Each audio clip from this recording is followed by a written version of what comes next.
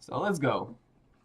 I want to make a card review, just not considering any decks that might refine the meta, just to see if certain card is viable or not in overall gameplay, if you understand what I mean. So if you take, for example, Founder's Helm, I look at the all choose ones and figure out if it's gonna see play with all the choose ones and will it make the deck archetype because of it. Um, Something like that. So let's start with Druid and we'll just move on through the page and look into all cards. So Druid, Fandral, Staghelm, really interesting legendary. Bad that you can't play only one because you can't make archetype because of this card. First of all, you want to have cheap cards with it. Cheap choose ones. It's Living Roots and the Raven Idol, right? Raven Idol probably not good enough with this card. Like minion is usually bad anyway, but it's still like a lot of value, right? And Living Roots is pretty huge. Like it's 2 damage and minion for 1 mana. And also some cards like Druid of the Cloth, 6/6 charge, Druid of the Flame, 5/5 for 3, Druid of the Saber, 3/2 stealth charge. Holy shit. That's really strong. But the problem is it's legendary, so you can make only one combo probably throughout the game, if not even any. The best probably is if it sticks, you play Nourish on 5. But I see it play probably in Ram Druid, not an aggressive one, because in aggressive one you might not even play Wildgross, since Kadro is kind of gone. So yes, that's... And also, for every card, I have a rating from garbage, very bad, bad, decent, good, very good, insane. So I rate this card as very good / good, because insane it might be, it should be as a 2-off to be insane. So the next one is Wisps of the Old Gods. You wanna hear a joke, guys? This card.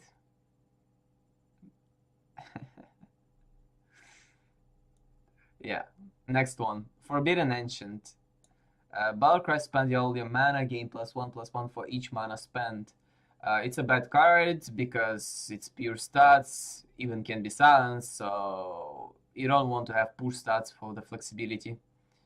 And 4 mana, Klaxi Amber Weaver. The next card is Battlecry. If your turn has at least an attack, gain 5 health. It's a really good 4-drop for the Toon decks. There is no much better 4-drops than this. Not many of them. I think the only one that is playable for Toon deck is 4/2 Bubblegum, which we'll see later. So you probably will play that for sure, I would say. In the late game, it's 4/10, which is huge body for 4 mana, especially. So as I see Cthulhu deck for Druid, it should be mid range with Nourish. It's like you control the board, put bodies on the board, and then drop Cthulhu for lethal, like a combo. The next one is Mire Keeper. That card gives me a headache, to be honest. Like I tried to make it to make opinion about it, but I couldn't. I just couldn't, because it can be really good, because it just depends on how many 4-drops are gonna be playable, and what 4-drops are gonna be playable, and how strong they are. Because this card is not super sick, like 3/3 and 2/2 in one body for 4 mana. It's not something spectacular because it's solid, but it's not something crazy insane. Like if you look at the Violet Teacher in Token Deck, if you use one spell, it's already 4/6, and if you use more, it's 5/7 and stuff like that, right? And 4/6, I mean 3/5 plus 1/1 is probably better than 3/3 and 2/2.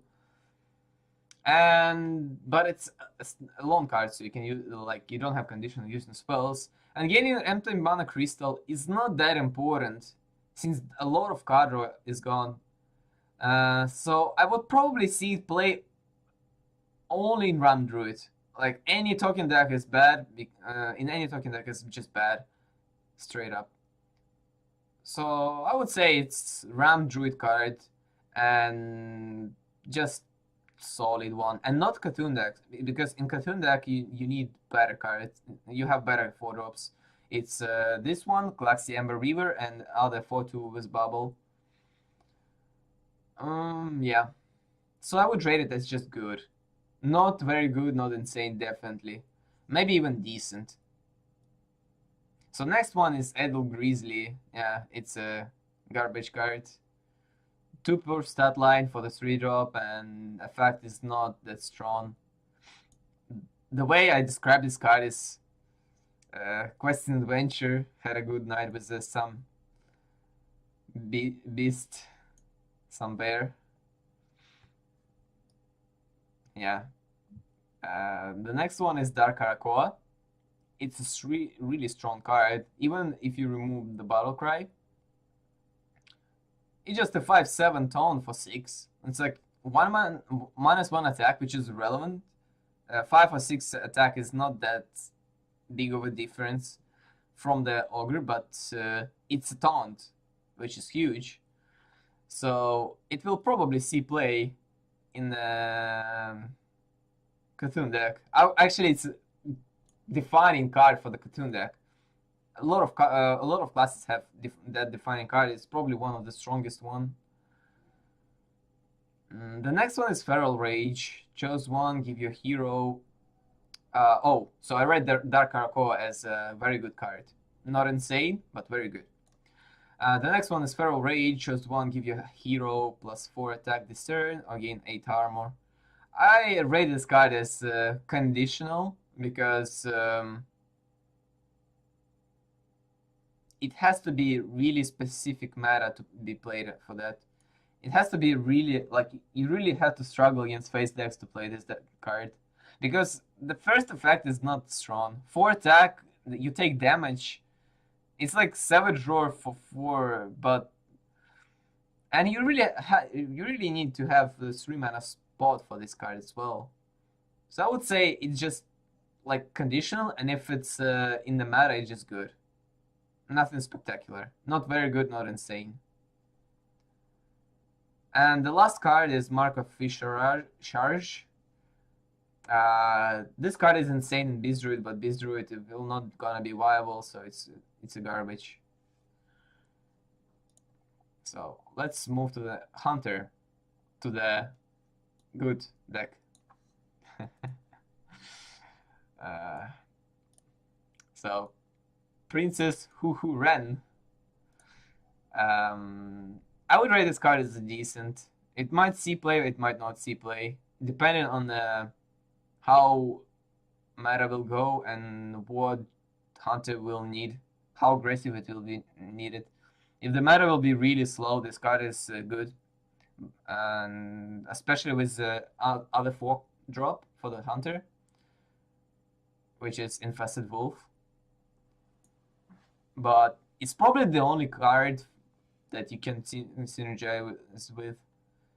And your Infested Wolf is not likely to stick on the board. On turn 7, the Death Rattle effect is not that relevant as body itself. So 6/5 is not that spectacular for the Hunter, I mean. Because you need minions to stick or do some damage. I would say Strangleton Tiger is just better than this, or it's either Strangleton Tiger is either better than this or just equal.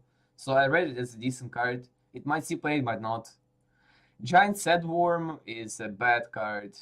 It's horrible. It's horrendous. Yeah, you play 8-drop and it does nothing on the spot. Yeah, nothing more to say about it. But the next card is Call of the Wild. I think it's an insane card. Like, it's the maximum rating from me. Like, if the meta is not super fast enough, this card is just broken. Because you play, like, imagine, before you had double Doctor 6 for Hunter, double high main, and then you follow with Boom, which is like enough, right? And then, but now you have two Doctors, two Doctor 8s. It's just, I think it's the same power level as Doctor Boom. It like the thing with Hunter, you don't have card draw, right? Like the only card draw you had was Mad Scientist, but it's gone now. Now you will have only 3/2 Elegai, and it's still like not good enough. But with this card, you play it, and you have a board presence, you have pressure, and all this in one card. So it just Doctor 8 for Hunter. See it in like 1 month, people complaining about Doctor 8 again. The next card is Infested Wolf. This card is solid. I rate it as a good / very good, but probably more to good because it takes its spot in Hunter because there is no good 4-drops for Hunter besides this one or Snapjaw. But you don't want to play Snapjaw in Hunter, right? So this is probably gonna see play in mid-range Hunter for sure, if mid-range Hunter will be a thing, of course. And yeah, it's synergy with Houndmaster, the skill command, even Knife Juggler. So yeah, why not?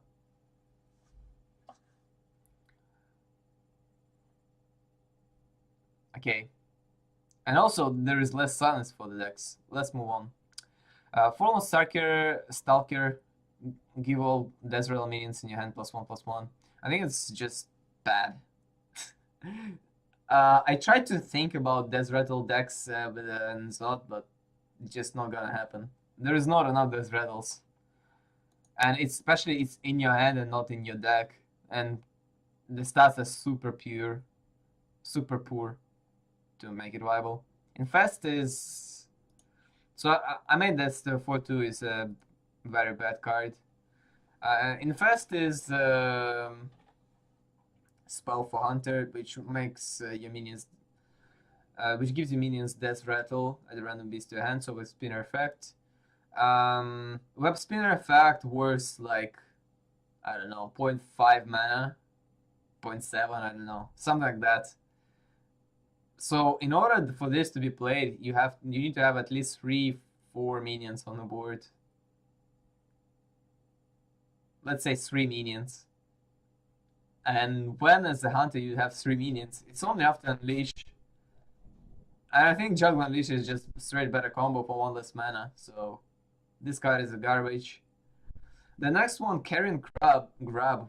If you played World of Warcraft in vanilla, this minion is in Western or Eastern Plaguelands? In the Western Plaguelands, because you need to kill it for the Tyrian Fordring quest like 20 times, I guess, or something like that. So let's move on to Hearthstone aspect. It's a 2/5 beast, which is interesting. And I rated this card as decent / good because the synergy of Houndmaster with it in mid-range Hunter. The problem with Animal Companion, it's really random. 2/4 is not spectacular. 4/4 is good, but still not super like insane, right? And I mean, 4/4 taunt is good. It's good for the pressure, but when you need a lot of stats for Houndmaster, Misha is not very good. Huffer is even worse. And it's really curves out really good into Houndmaster, this minion. But meta has to be really fast for this card to be played. Because in slow meta, 2-5 is probably not super spectacular. So I read it's probably a good card, and it might see play in mid-range Hunter if there will be any. On the other side, and the next card is Fiery Bet. Yeah, this card is very good. Not insane, but just very good. 2-1 replaces Leper Gnome in face deck, replaces Web Spinner in mid-range deck, so you have 1-drop for both. Yeah, nothing more to say. 1-drops are really simple. Just play them and cry about RNG. Nothing else to say. And the last card for the hunt is On the Hunt. Yeah, Elven Archer has had a really good night with some mage and beast as well. Yeah, nothing more to say. Just the bad card overall. So let's move on to the mage. Mage and Malus. It's a garbage card in my opinion. Like, effect is really strong, but it's a death rattle. So in order to play it, to have good effect, your opponent has to play some big minion, and you have to trade into it. And still, your opponent can play around it by trading all the small shooters and then play his own stuff again. And 6 HP is not that even like really sick or something. So this card is a garbage. I don't see any play for this one in any deck. The other one is Kabbalist Tome. Kabbalist Tome is actually, I rate it as a decent. It might see play, it might not. But most likely you will see it throughout the Conjure when you're like a tempo mage and you're in top deck mode. So you like play Conjure, get this card, next turn you play it, and you have a lot of stuff to do. And especially in Fatigue Mage, it's really good. But I would say Balcry Mage has a lot of potential to be played in the next, like, in expansion. At least I feel like it. Like, Balcry Mage should be really strong. Especially with Kabbalist Tome. You get so much value from the Conjurers. Holy shit. And maybe even play as a one-off in the deck. Like your win condition, maybe. Who knows? Probably not, but... So that's why I rate it as decent, because it might see play from Terror Conjure, and it's a lot of value to get. So the next one is Forbidden Flame. Spend all your mana, deal that much damage to a minion. This card is garbage. Actually, no, I didn't, like, I rated cards as garbage when it will not see any play for sure. I will rate it as a very bad, because you might see it in the arena deck. Just as Elder Removal. Since BGH is gone, you will need one more. You can play Flamelance, you might say, since some Death Rattles are gone. But this is pretty flexible as well. You can remove early game threats or late game threats as well. And as arena deck, you don't really need to get tempo that fast, pretty much. So I rate it as a very bad, because the possibility of you can run it in the arena deck. The next one is Servant of Yaxaron. Cast a random spell that costs 5 or less. This card is the garbage. That shouldn't be... Nah, actually, I read it as a very bad. Not garbage. It's a garbage very bad. The spread is so high to make it viable. Like, you don't even know what is going to happen. You just have to believe. And believing is not good for the competitive. So I read it as a very bad card. The next one is Demanded Frostcaller. This card is really interesting, because a lot of people, I thought they rated this as a actually good card, but I think it's a bad. First of all, it has really bad stat lines for the 4-drop. And the only deck you can play it with is a Tempo Mage, to get the tempo from your minions and use like small spell, really cheap spells to freeze the face against warrior, for example, or paladin, or freeze minions against other decks. But it's weak to Cabal first. Second, you need to cast at least spell before you develop a minion, and it's a 4 mana. I think Planewaker just has better effect overall than this. This card is really good to set up something, and Tempo Mage usually doesn't want to set up anything. And the key thing about this, you lose tempo and then gain in tempo, so basically you get nothing. That's why this card is bad, in my opinion. So you lose mana playing it, and you gain mana in the next turn if you set up something, but it's already conditional. So I think this is an unplayable card right now, but maybe some deck will be see play. I read it's a bad. I don't think it's super horrible, but it's just bad. The next one is called Sorcerer, that has spell damage and buff for Cthulhu.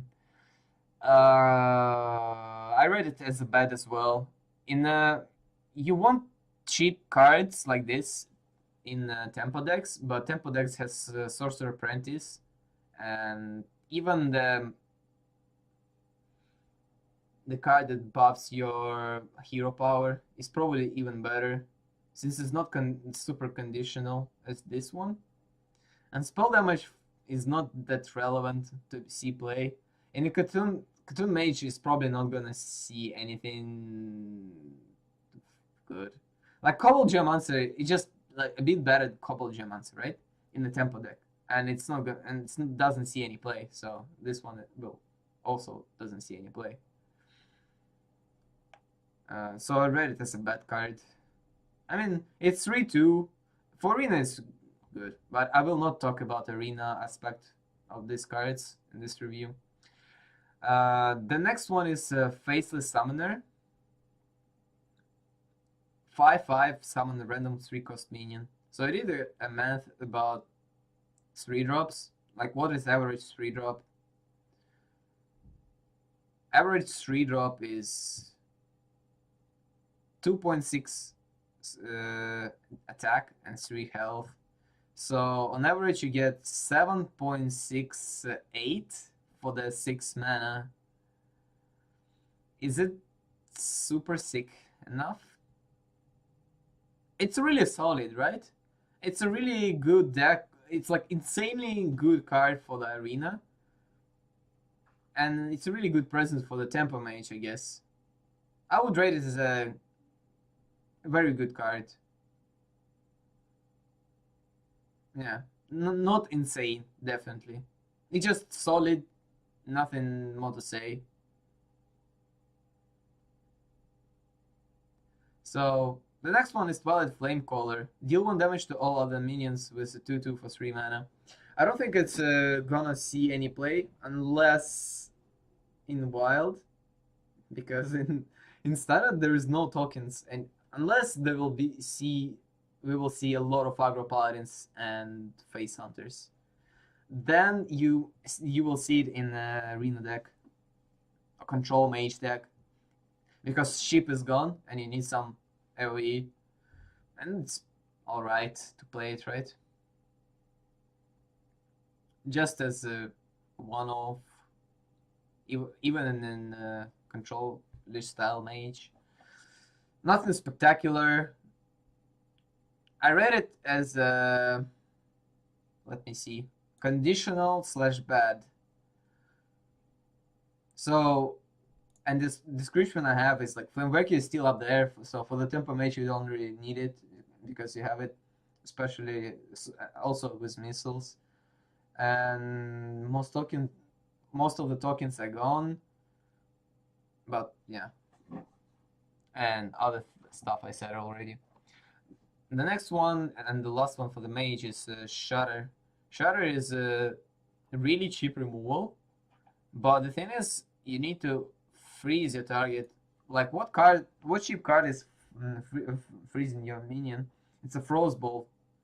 But with Frostbolt, it's just better to play Essence because Frostbolt Essence most likely removes anything anyway. So you overpaying one mana for the removal. What other? Frost Nova. It's 5 mana, 2 cards to remove a minion, right? This card is like, first of all, when I saw it, I thought like, maybe it will even create some possibilities for the new archetypes. But then, no, just no. It might be used only in Reno and Freeze Mage when Ragnaros is just super viable. So you will need to kill it. But I'm not sure if Polymorph is just worse than this to see play. I played Polymorph once in Freeze Mage and it was alright. But this is like, it's a removal for big dudes. For Freeze Mage, I would say. For Reno, just additional removal because BGH is kind of gone. And you kind of need one more. And you have 2 freezes, 3 freezes, let's say, with Frostbolt. And you might get something from the, let's say, Conjure or that 2 mana 1/1. So I rate it as decent. Decent / bad, I would say, like that, on this power level. The next card is a Paladin. The next class is a Paladin card. Paladin, and the cards from the Paladin are like Paladin itself. How it basically suffers the most from the all classes. It basically went back to the 2014, the first of the half of 2014, I would say, before GVG, and it was literally like almost unplayable. The only deck was Control Paladin that Colenta was playing, I remember, and that's it. So the first card is Ragnaros Lightlord. I saw a lot of people hyped about this card, but I think it's bad. It's too expensive for the heal, and like in which games you will need 8 mana heal. Against face decks, it's too slow. You just better play land hands, which does immediate impact on the game. Against control decks, the heal is completely irrelevant. Against midrange decks, it's alright, but this is gonna get removed pretty fast. And it's not a fact that your face is gonna be healed, so it's uncontrolled healed. I'm not sure, especially like when you druid swipes something, you have a lot of damaged characters, and you want to heal yourself, but you can't. You have to rely on RNG. So I read it as a bad card. And in the control mirror, like just classic Ragnaros is just way better than this. So I risk to say it's a bad card. The next one is Battlefield Inquisitor. 1/3 for 1, it's decent. Since Zombie Chow is gone, there's no good defensive 1-drops, especially for Paladin. So I think they made this hero power to make Control Paladins viable. I mean, this card. So I would say it's a good card. It's not bad, it's not that even decent, it's a good card. You can use it for the Control Arena Paladin to have a presence. Since which token is it, it doesn't really matter, since Quartermaster is gone. And it controls your board on turn 1 if you want to contest against Hunters drop, anything like that. So I would say it's gonna see play in Reno Paladin, because other Paladin probably will not see any play except Aggro Paladin, but I'll talk about it later. So Forbidden Healing, the next one, is I read it as a decent card because it's really flexible for the heal, and but the thing is, do you really want to run heal in your deck? Like before GVG, people ran Holy Light as a heal, as a one-off, just to have this heal effect, and it's way more flexible than Holy Light, kind of. I think, at least. But it heals a bit less for 2 mana, but you can use it on the remaining mana. So you can heal for... like, play something, heal, and like something like that. And the lack of healing might force you to play it, because we don't have any neutral good card for this one. Yeah, nothing more to say about it. It's really conditional to say if it's gonna see play or not. The next one is Steward of Darkshire. There's a lot of Darkshire cards.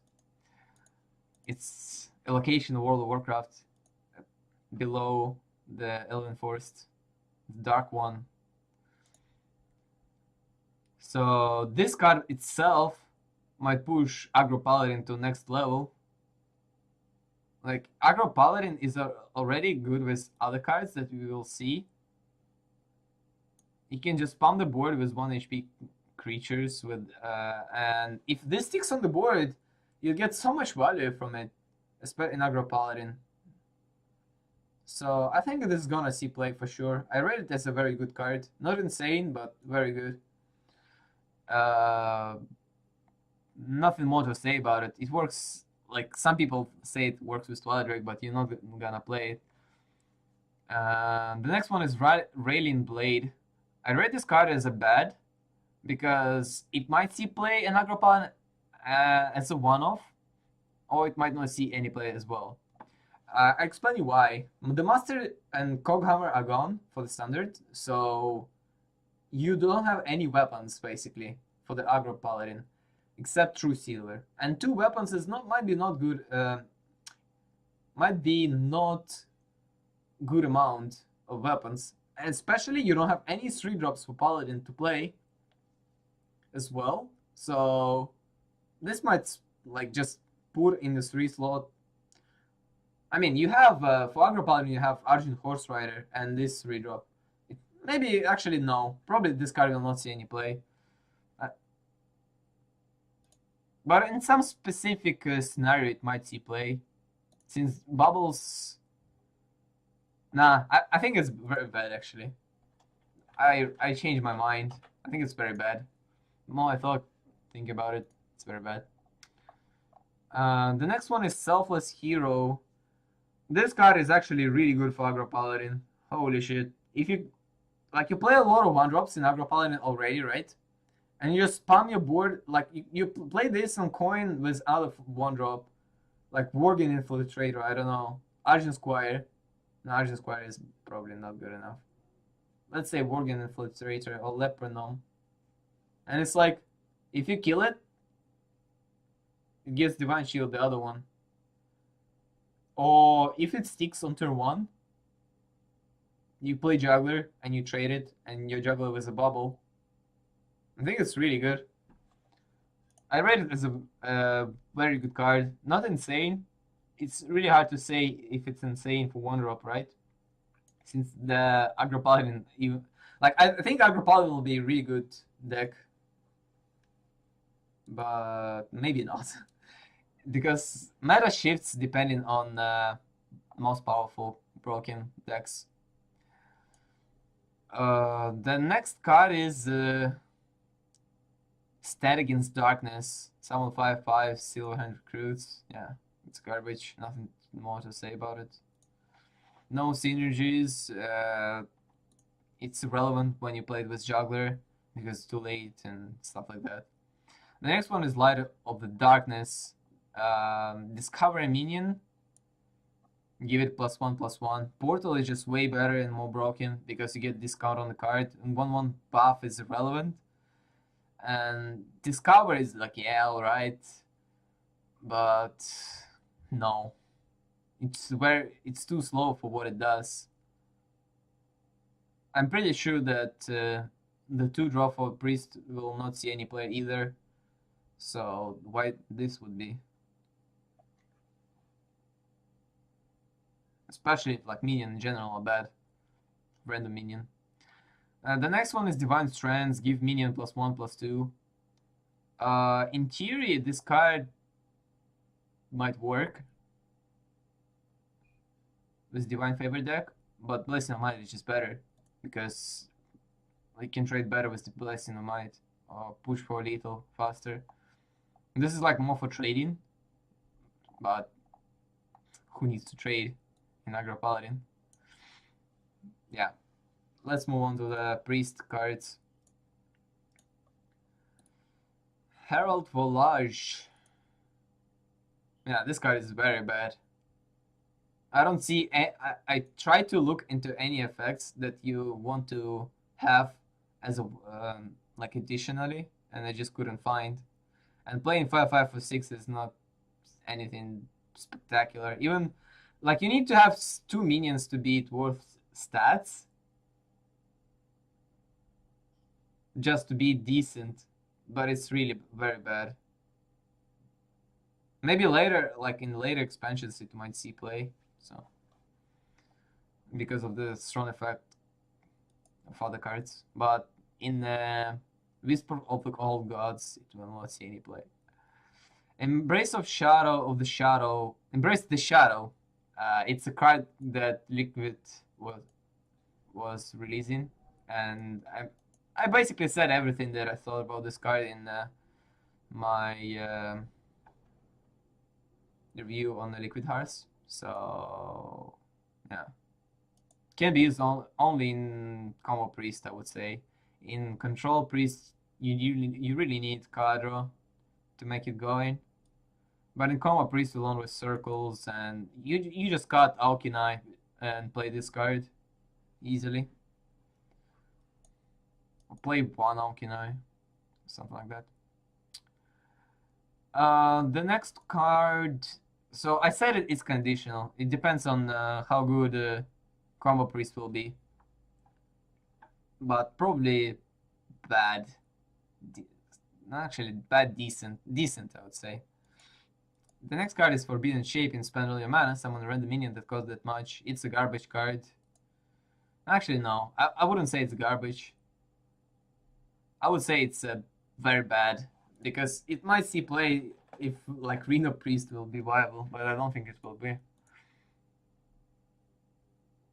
Probably actually garbage. It's a flexible, but for Priest you don't really need flexible cards. Maybe I'm mistaken and we'll see some play. Just some play. Nah. It's a probably like very bad garbage / garbage. Like the stats are not like it's same as a druid card, the Forbidden Ancient. You most likely get the same stats like this card, so yeah, it's not worth to be played. But mechanic is interesting for this one. Like it's a new mechanic by spending all the mana to clear out better. The next one is Twilight Darkmender. If your tune has at least 10 attack, restore 10 health to a hero. I mean, if someone will build Cthulhu Priest deck, it should be really strong. I read Priest Cthulhu deck as a third one after Druid and Warrior, like for viability. So if Cthulhu deck will be a thing, this card is insanely powerful. But probably the standard control priest should be better than Cthulhu because like. Do you ever need a finisher as a priest? Probably yes, but probably not since you have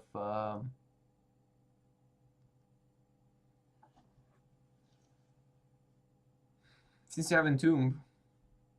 I would say this deck might put some combo Cthulhu deck into the field,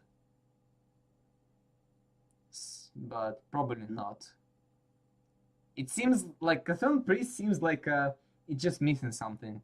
It's just missing strong, like either card or just strong enough Cthulhu cards. You have really strong another one, which is Hooded Acolyte, but it might be not good enough. Like considering neutrals, which we will talk about later. I will talk about Cthulhu decks in the end when I will review all cards overall and all other gods as well. So the next card is Shifting Shade. This red will copy a card from your opponent's deck and add it to your hand. I think this card is kind of bad. The stats are pretty poor, and I don't think face decks are going anywhere, so this is too slow. The thing is with Salt Steel, it synergizes with a Pyromancer to kill 1/1s. This is not. And yeah, I would rate this card as very bad. But it might be decent in control meta, if there will be any. The next one is Shadowed Horror. This is horror card. Yeah, it's very bad as well. The thing is, it kills your own minions as well. It doesn't say like enemy minions. It kills your minions as well. I don't think it's like you just better play the 5 mana that deals 3 damage to everything, which will clear board. And I mean, it will kill more stuff than this because it's 2 or less and not 3 or less. It's super conditional. I don't think it's gonna see any play, so I rate it so very bad. Darkshire Alchemist. This card is a very good card for the priest. First of all, there is no more heals for like from neutrals. There is no good enough taunts as well for 5-drop slot. So this card is actually really good for as a 5-drop. It's super flexible. Alchemy, Blade Master, Injured Blade Master, and just by itself you can just heal yourself. 4/5, you basically it's Flesh Heal and Yeti in one card, which can't be bad. So I rate it as a very good, and it probably will see in any play in every priest deck. It's like a Shield Maiden for the warrior, same impact on the class. Let's move on to the other card, Power Tentacles. I read this card as the best artwork from the all cards I saw, at least from me. Lol. But yeah, let's just move on to the description. Buff to 6, too slow for the any control deck. But you know one thing, it might be used for the Divine Spirit Inner 5 combo deck, along with some stealth minion. Since Light Bomb is gone, you don't use Light Bomb as a removal, so your guy will not die if you will buff it. So you can play it as a one-off in Inner 5 deck, just to make combo happen. Magic, yeah. That's only way I see this happening. The next card is Hooded Acolyte. It's insanely strong, solid 4-drop. Nothing more to say. It's 6 HP for 4 mana, 3/6, and buffs your Cthulhu.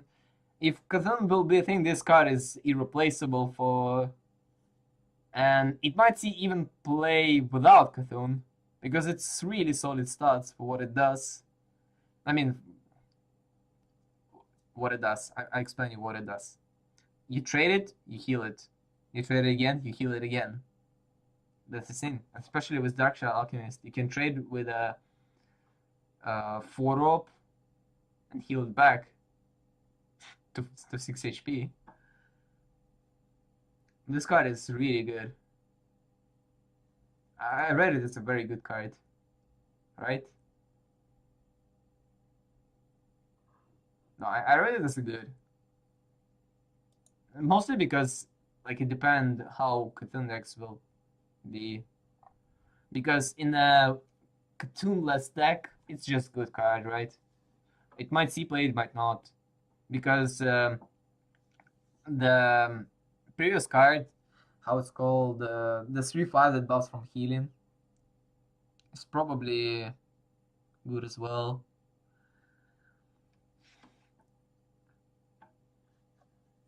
But it might see play. So yeah, I should rate it as it's insane in Cthulhu deck and good in just normal one. That's how I wanted to say. So let's move on to the rogue. Xyril Poison Mind. This card is super slow, but it has a lot of value. So let's look at the Toxin cards. Return a friendly minion to your hand, it costs 2 less. This is pretty much useless unless you use it on SI7 or Farseer. The second one, give a minion plus 3 attack. This is probably the worst one out of all. The next one is give a friendly minion stealth until the next turn. It's basically synergy with Auctioneer. And deal 2 damage. It's really good effect. Smite. One more spell for the Auctioneer. And draw a card, it's insane. It cycles through the deck. So you get 2 of them when you play it, and it's most likely going to die next turn since it has super poor stats. I would actually rated this card as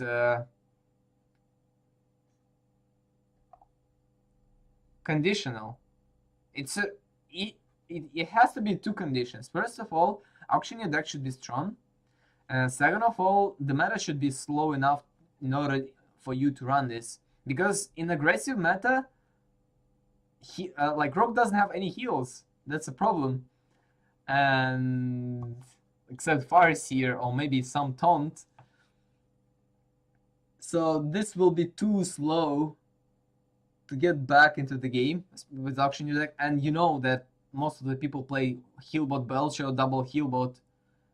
Oh, and plus Farseer in the Rogue right now, before the expansion. So I'm not sure if it's gonna see play in Auctioneer deck. So it's very conditional. But card by itself is it's a really good value. But will it see play? Probably it depends on the meta. If meta is slow, it will see play. If meta is super fast, it will not see play. Simply like that. So let's move on. Next card is Blade of Cthulhu. Yeah, Cthulhu deck for the Rogue will not see never play. Maybe not never, but not this expansion for sure. So I read that's a bad card. It's too slow and yeah. It's a dust. Free dust. The next card is Shadowcaster. I read this card as very bad as well. Like there is no powerful cards for this effect, as well as for the Herald Volage. So same stuff. Not gonna see play. This card is a joke. And everyone knows why it's a joke. Undercity Huckster is I actually rated as good because it might see play in the I should rate it as decent, right? Because if Death Rattle Rogue will see any play, but probably not, it will be good. So I would actually it should be conditional slash decent, right? Yeah. That's the only deck that you can see play. In a normal Rogue, you don't want to play 2-2-on-2. You want to dagger up most of the time. The next one is Journey Below. It's a very bad card. I actually made some calculations. So to get any Rogue class cards, there is 5 of them, actually with Death Rattle. You have 41% to get it, to get Pillager. And 41% is not that like good of a chance, right? And 41% to get also He's a real guy. But together it will not be 82. It will be other chance. But yeah. I would say this is a very bad card. You don't want to play the 1-mana draw a minion card ever. You want to cycle your hand in Mali deck or any auction your deck, so you're not gonna see any play. The South Sea Squid Face for 4/4, a lot of force. That will give your minion, give you weapon +2 attack. It's a pirate. I rate it as a bad. It's strong card effect, but there is few things. There's a lot of really good 4-drops already for the rogue, and Blade Flurry is probably not viable.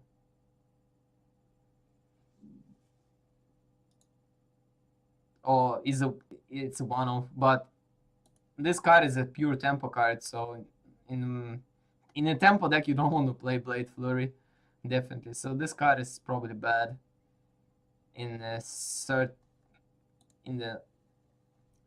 circumstances that we'll see in the meta. Shadow Strike, on the other hand, is actually, I read it as a very good card. I'm not sure if it will be played as a 1-off or 2-off, but in any Miracle deck you will play it for sure to save, like, not in every Miracle, in the Maligos Miracle you will see play for sure, because other archetypes probably will not see any play with this card.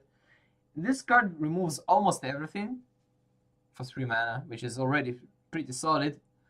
And also, you can use it as a removal instead of Eviscerate, and keep Eviscerate for the Maligos combo. So I think it's actually a really strong card for the Maligos deck.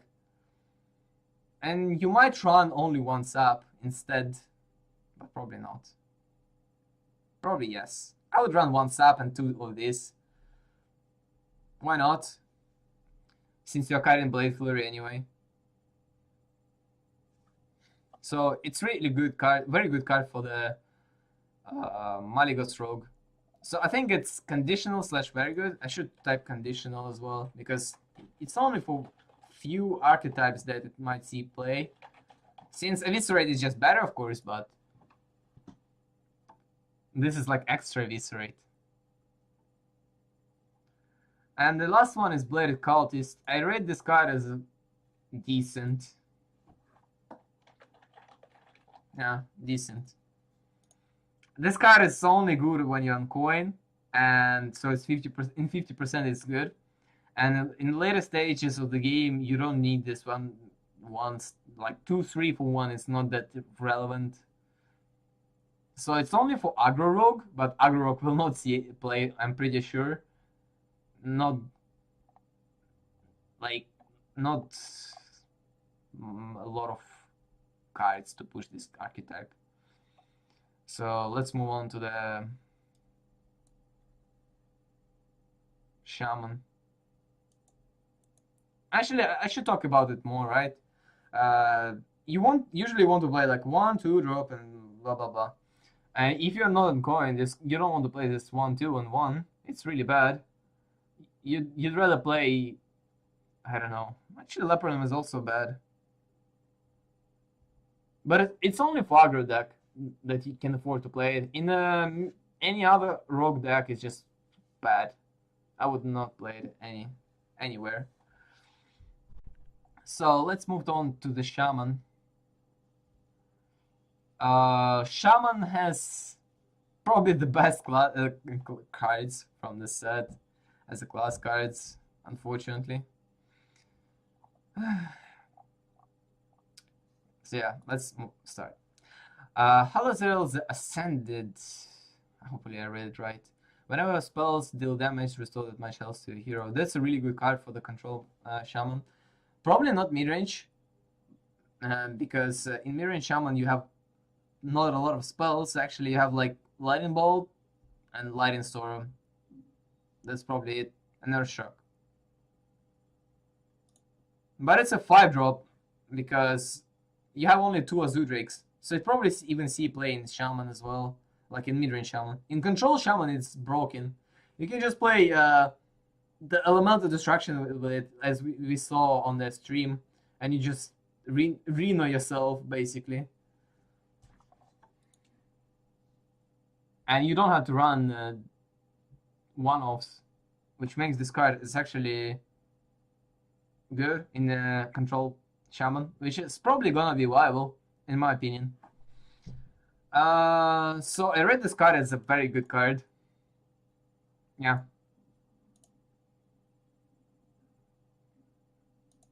Solid body, 4/6 for 5. Has a strong effect. If it's gonna get ignored, you're gonna get punished. Nothing else to say. It has pseudo taunt effect against aggro decks, to be honest. Because like if aggro deck plays a lot of minions, you play this, and he's like, does he have AoE or not? And usually people will think he might have AoE, but online of course not. But I mean in the tournament meta, and they will trade into it, and so that's why I think it has pseudo taunt. So the next one is Hammer Twilight. This is a crap. Like Doomhammer just laughs at this card, if weapon can laugh actually. So this is garbage, and nothing more to say about it. 4/2 doesn't kill any 4-drop. And yeah, it's too slow for this weapon. And in the world where Doomhammer exists, it's just horrible. So the next one is Eternal Sentinel. Unlock your overload of mana crystals. It's a bug, right? 3/2 for 2 is already decent. And you have this strong effect, especially with so many overload cards that we have already. This card is super good. I rate it as a very good card for the aggro shaman. For the mid range, no. For the control, you better play Lava Shock because it helps you to control the board. So it's insane. I'd rate it as very good and insane in aggro shaman. Since Crackle is gone, you'll just play this over Crackle. Nothing more to say about it. So the next card is Thing from Below, the taunt for 6 mana, and that reduces the cost for each totem played this game. I read this card as actually decent, not good, not very good, and definitely not insane, and not bad.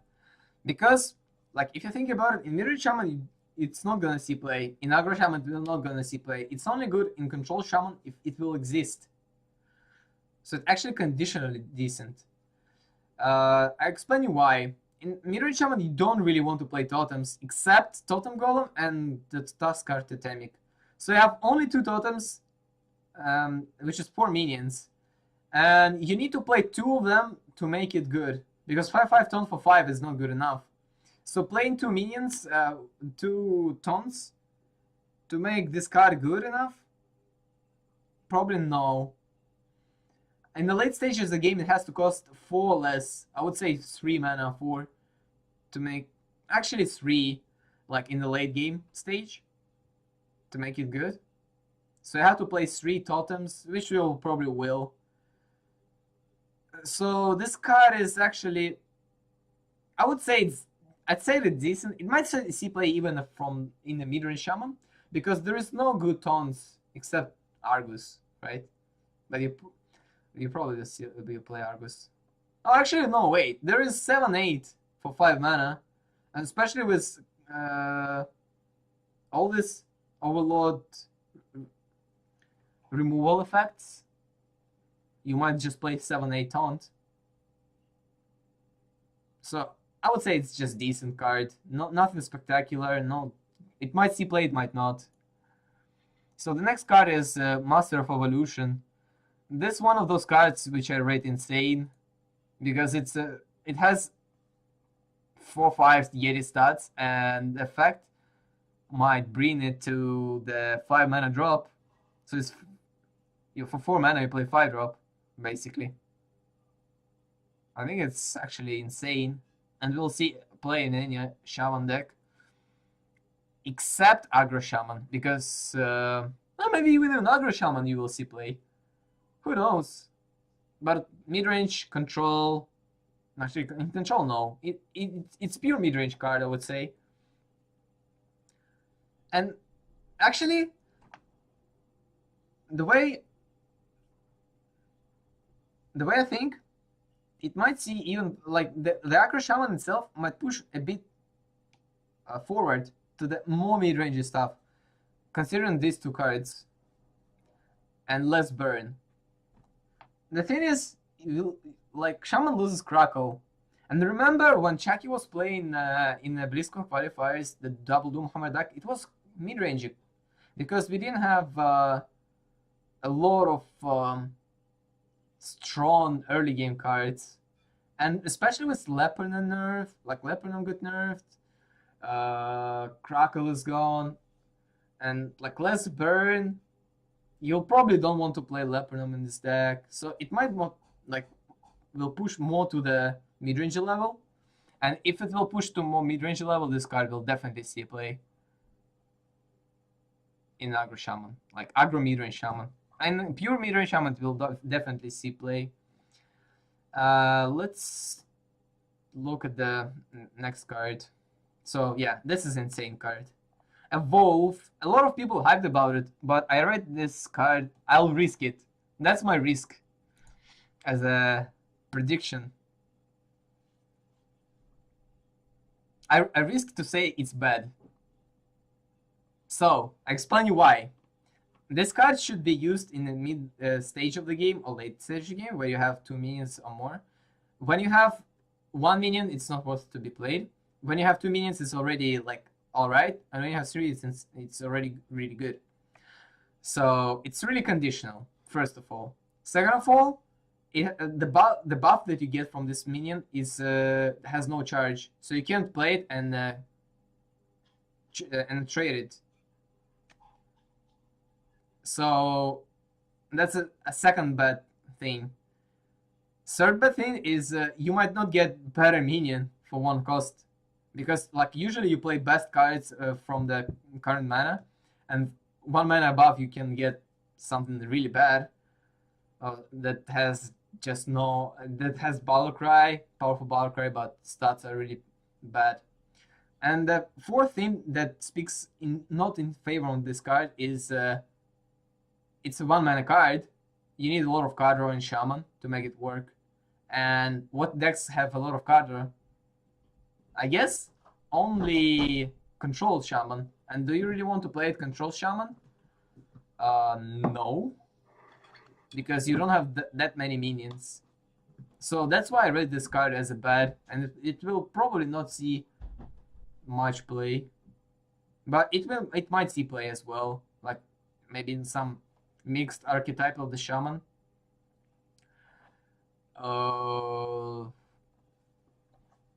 The next card is Stormcrack. Stormcrack deal for damage to minion. Actually, it's not Stormcrack, right? It's Flame Rest Faceless. I can't pronounce it. It's just a big dude. I'll call it the big dude. So 4 mana 7/7 Overlord 2. Overlord is almost irrelevant. For 4 mana you get 7/7 with BGH probably gone. Yeah, this card is very good. Early big boy.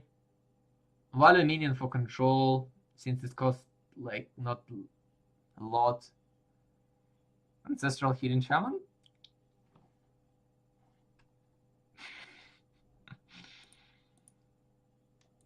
Yeah. This card is just Fell River without downside, basically. Like less bigger downside than the Fell River has. The only downside you have is like you can't play Doomhammer on curve. But who wants to play Doomhammer when you have 7/7? But actually no, I read it as a good initially. The way I think about it, like if you play this card and you don't play Doomhammer next turn, you just get sapped, gets executed, mulched. What else? Shadow Dust.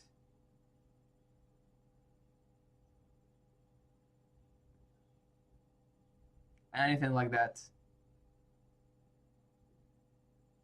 It actually it's in between good and very good. It's not insane, definitely, on my taste, because there is so many removals that punishes it, and in mid-range shaman you don't really want to run super big boy.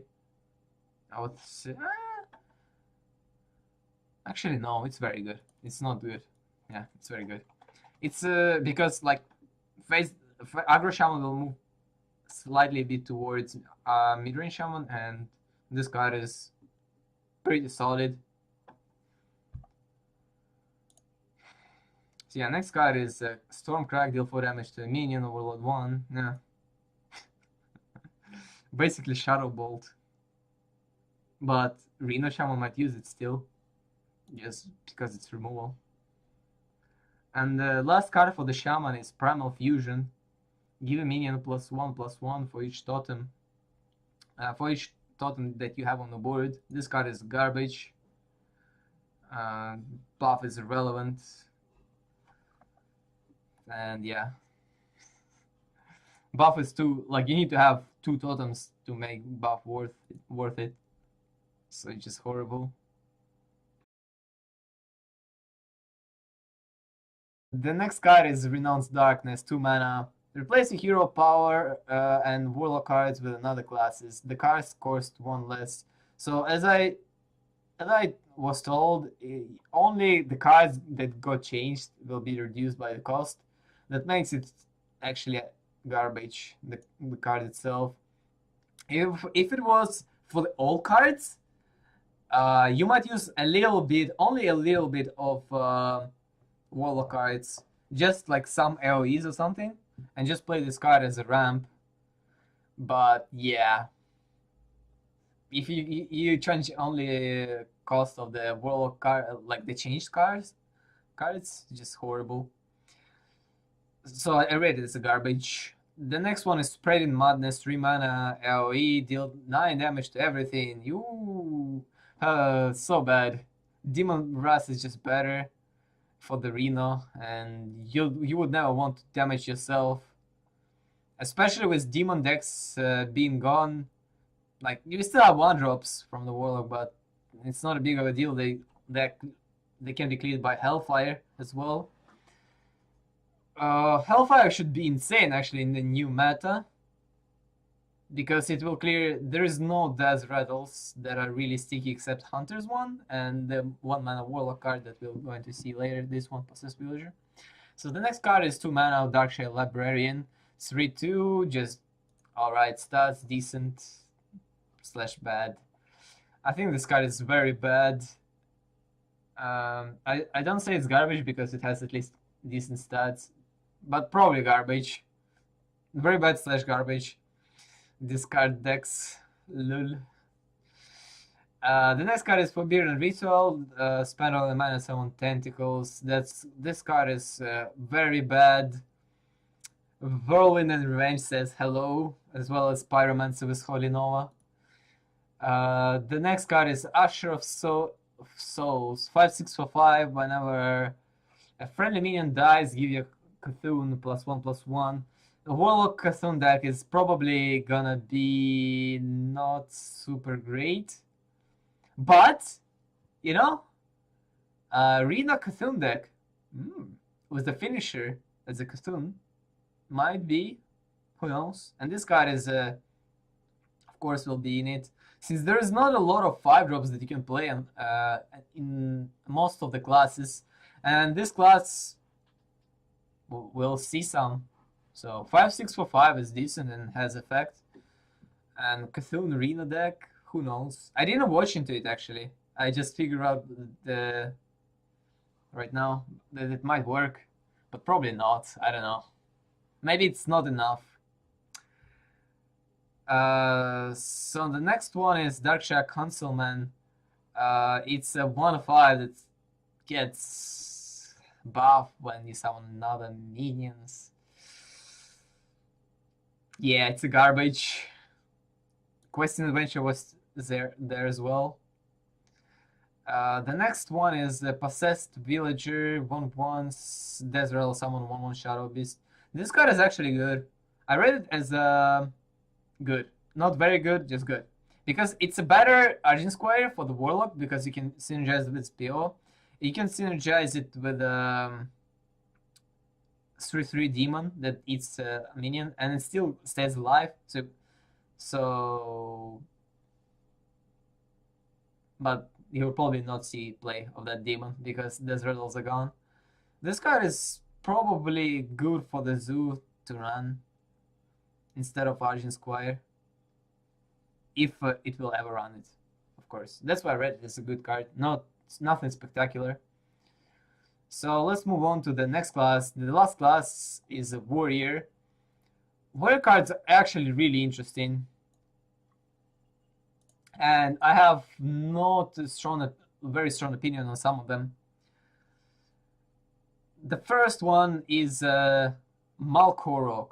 So today I calculated the average weapon, like what damage and durability of it. And the average one is 3/3. So 3/3 worth 2.5 mana, let's say. Right? Let's say even 3 mana. And the 6/5 body worth 4.5 mana. Kind of. So if you combine it, you get 7 mana card. So it should be decent / good. The problem with it might see play, it might not. It might not see play because it's really hard to fit it in any deck, right? Just what deck you gonna play with it?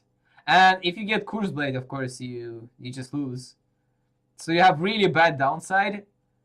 And yeah, but in other cases, it's just decent. So it will probably not see play, since in Control War you really need to have either a really defensive card or really broken cards.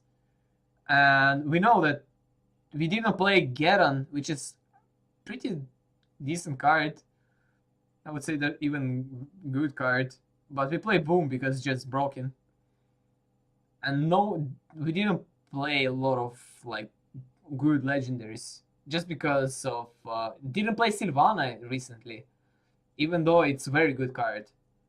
So this one in Control War probably not, unless there will be some sort of mid-range warrior, tempo warrior, like you like to say. Yeah. So that's why it's interesting. The mana wise, it's a good card, but nothing spectacular.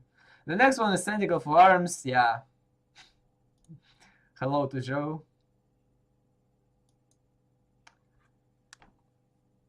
It's a garbage, complete garbage. The next one is Blood Warriors. This card is just like you add copy of each damage friendly minion to your hand. Can you build a fatigue-ish warrior with the whirlwinds and this card? Probably not. It's the only scenario where you can play it, because in every other scenario, Battle Rage is just a better card because you cycle your deck and you get also spells and not just minions. Infinite Patrons, Kappa. Nah, I don't think this is a good card. I rate it as a bad, right? Conditional bad. So first condition, it has to be a fatigue-ish mid-range warrior. Second of all, like the value warrior. Actually, not fatigue-ish, just the value. And the second of all, you need to have specific minions to run it. Specific cards as well. So the next one is Ancient Shield Bearer. If your Cthulhu has at least 10 attack, gain 10 armor. 10 armor is a huge number. It's like kill for 10 for priest as well, but 10 armor is better for warrior than 10 health for priest, because you can go above 30 and it's a lot for one turn. 10 armor and 6/6 body. But condition is pretty huge because Cthulhu warrior, people will definitely experiment with it. I tried to make it like to put some cards in, and it's just you need to run bad cards for the regular control warrior, like 2 mana 2/3, 3 mana 3/4, and stuff like that, or 4 mana 4/2 with bubble, which is also for control warriors kind of sad because you have whirlwind effects sometimes. Yeah, the only card that is fine for the Cthulhu deck is 5 mana taunt, that 3/6 Fen Creeper with the Cthulhu effect, and also the 3 mana guy, which we'll talk about later.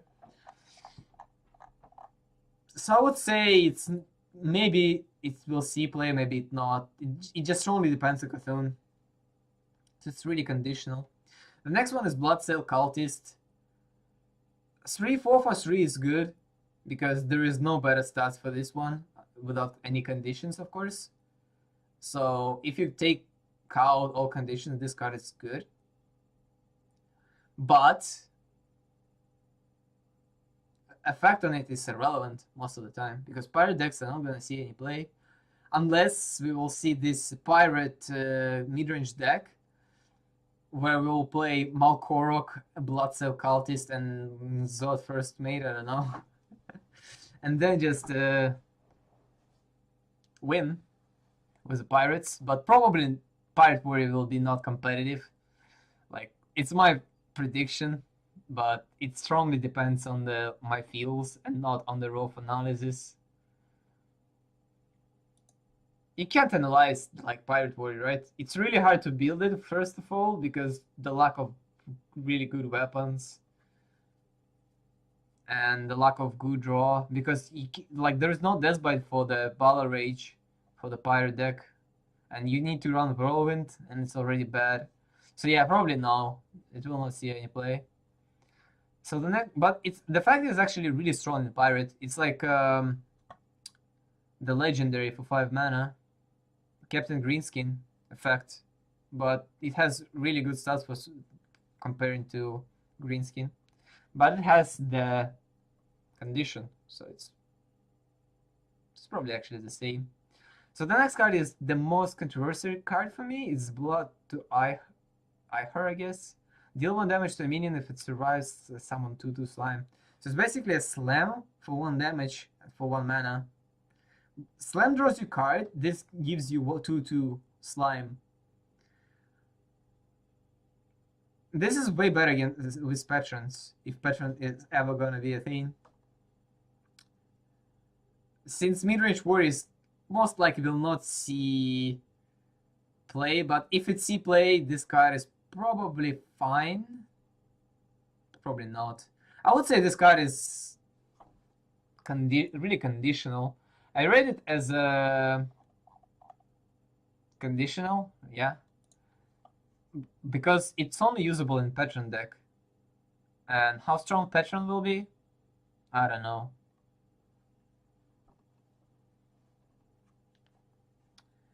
Because you can use it on Acolyte, on Armor Smith, on opponent's face. No, you can't use it on face, on the minions, never mind.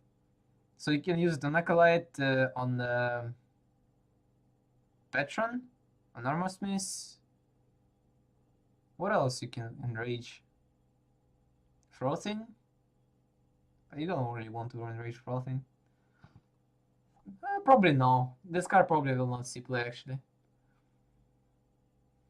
You'd better run Revenge in Patron rather than this, right? For the extra effect. But it's 1 turn earlier for the patrons.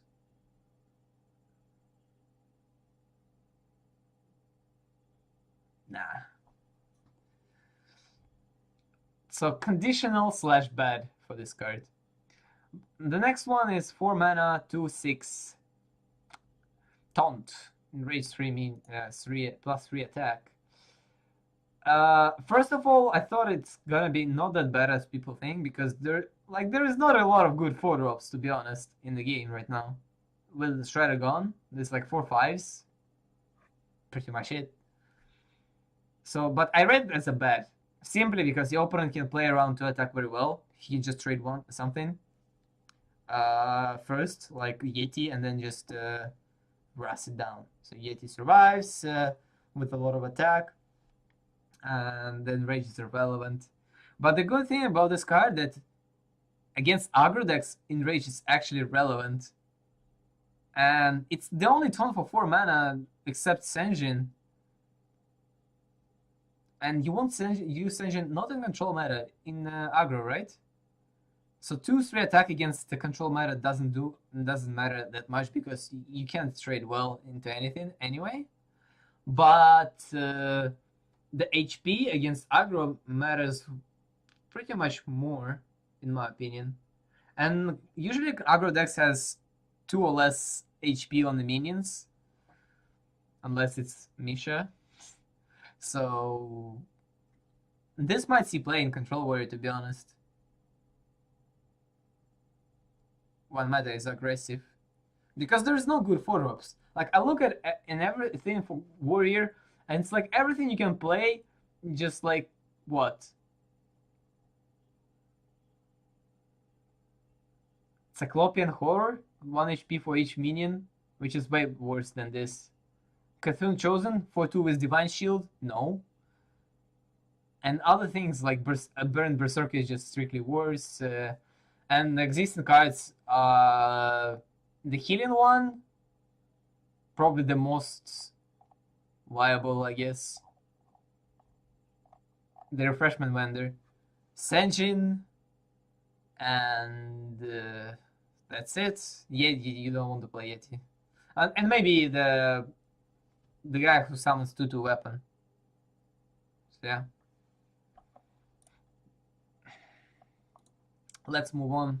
The next card is Raging Ghoul, 3/3/3/3. Deal 1 damage to the minions. It's a bad card. Solid, alright stat lines. Effect is not good enough because it's too expensive for its effect. Yeah, just bad. And the last one is Zod First Mate, 1/1/1. Summon, equip the 1/3 weapon. It's a really conditional card. It's only for Pirate Warrior because in I thought first of all in the Control Warrior, but in Control Warrior you don't want to have 1 mana drop that doesn't do much, because in Control Warrior you have Fiery Borax, Armor Smith that does against aggro better, so it's just irrelevant for these ones. So I would rate it as a bad, like conditional bad card.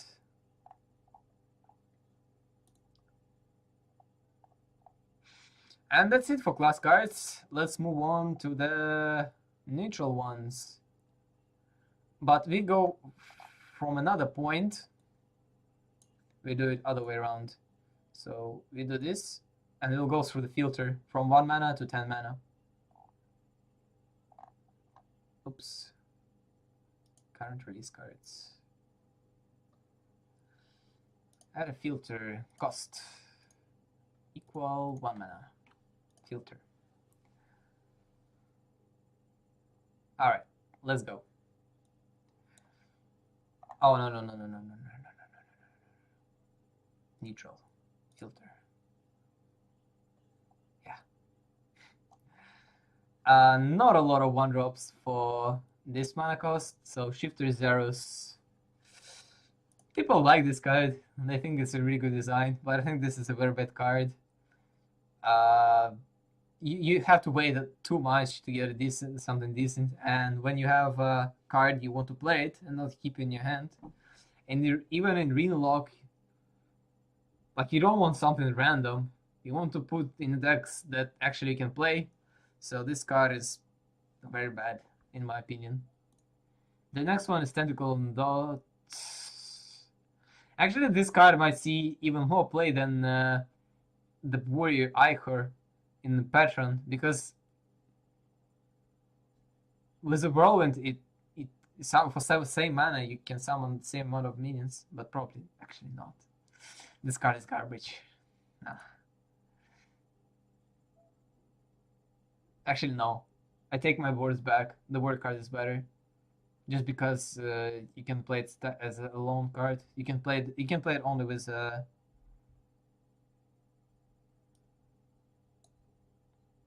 like Patron Whirlwind combo, nothing else. or whirlwind than this one. It's like explosive ship is just better for this purpose if you want to remove something. And the last one mana drop from neutrals is Zealous Initiate. Desert will give random minion +1/+1. So it's like hidden 2/2. I think this card is actually bad. Like in what deck you want to play it? If you play it in aggro paladin, all minions have 1 HP. But so like Whirlwind clears everything anyway, Swipe clears everything anyway, so you don't get the buff. It's only decent if you get some non-1 HP creatures.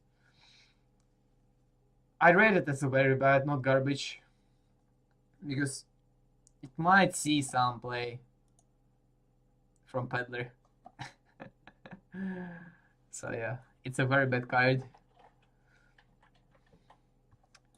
Let's move on to the 2 mana.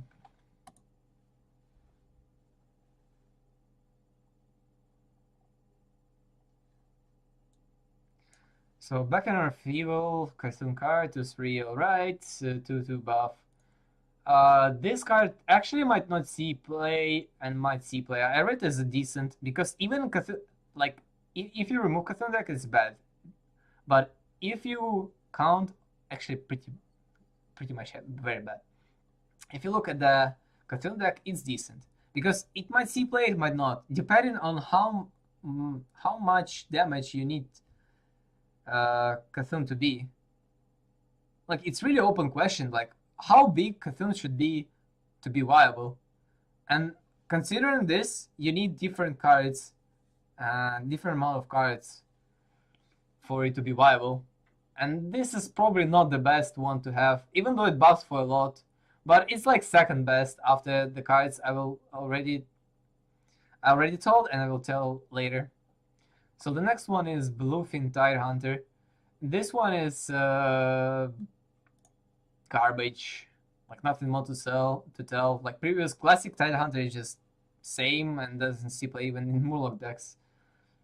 I mean, it will not see play in Murloc decks because we got an EU to drop. Even if it sees play, like, this is just a half Murloc, so it will not see play for sure. The Duskboar, same story, 1 HP for 2 mana. It's garbage. Net the Darkfisher, 2/4 for 2. The start of opponent's turn, 50% chance for him to draw card. So it's a bad card, but it might see play. You know why? Because you can use it in aggro paladin as Divine Favor. Kind of can. If 2/4 is good enough to be played, why not? Since you don't care about the opponent drawing a lot, and 2/4 is good enough for 2 mana, so probably it's alright to play it in Divine Favor deck. And there's a lot of cards that pushes for this deck archetype to be possible. Like for class cards, it's the 1-drop to 1 that gives Divine Shield from the Death Rattle, and the 3/3 mana that gives Divine Shields to 1 HP minions. So who knows? But in Mill decks, no. No, guys. No. It's no. Because it's a 50% it's a 50% chance that your opponent draws it, and if it doesn't, he just removes it, and you know, just I played 2/4 for 2. Yeah, and against aggro, you don't really want to give opponent card draw early. So yeah, it's horrible unless it's gonna be played in aggro paladin. So the next one is Twilight Geomancer. Twilight Geomancer is has a Cthulhu effect, but it's actually irrelevant because, like, you want to finish the games with Cthulhu, so you don't really need taunt for him. And 1/4 taunt is too low for, like, one attack is too low on taunt. even though there is no pretty much turn. Like, you don't need turn so early, first of all, unless you protect something, and it's like a Noetron, I would say, with a Cthulhu buff. But do you really want a Noetron? Probably not. A Noetron should be even better because it doesn't die for one swing from any minions. So yeah, I read it as a bad card. The last one is Twisted Worgen 3-1 Stealth. I read it as a bad as well because there are better options for aggro decks. Probably even very bad card. 1 HP on a 2-drop is not super spectacular, and Stealth is like delayed attack as well. We use Worgen in aggro decks just because it's too flexible, because it's a 1-drop, but 2-drop, nah. And now we move on to the 3-drops.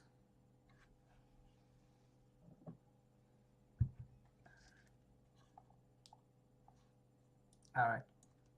Let me drink water to refresh myself. Talking a lot is hard, to be honest. So yeah, every expansion, new Rager. 1-5 now. Nothing more to say.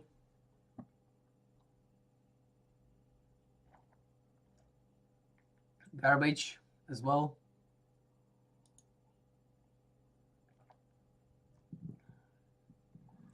So the next one is Disciple of Cthulhu. 2-1, Balcry, deal 2 damage, give Cthulhu +2/+2. I think this is a very good card. And I'll explain you why. This is auto included in every Cthulhu deck if you will play it. Like, straight up. You can compare it to Horse Rider. Horse Rider is Divine Shield, which also like Balcry 2 damage, right?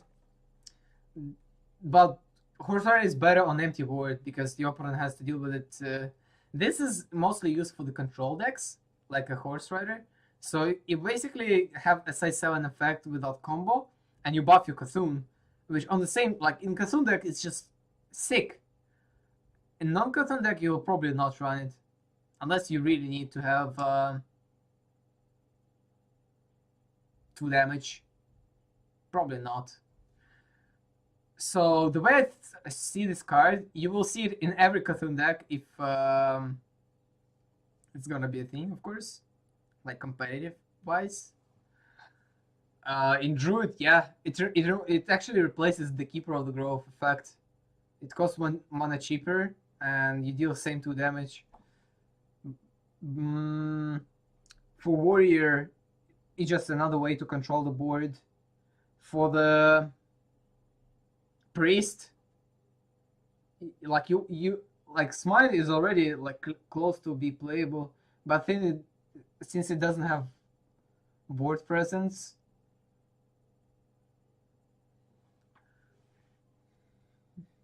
so yeah, it's just because of really good Cthulhu buff and the Balcry, this like might see play. So I rate it as a very good card. So the next one is Sirius Swarmers 3-5. I read it as a very bad card. The only deck that can play it is Rogue, and I don't know play another deck. So I just rather play 3-4 having conditional ability to attack.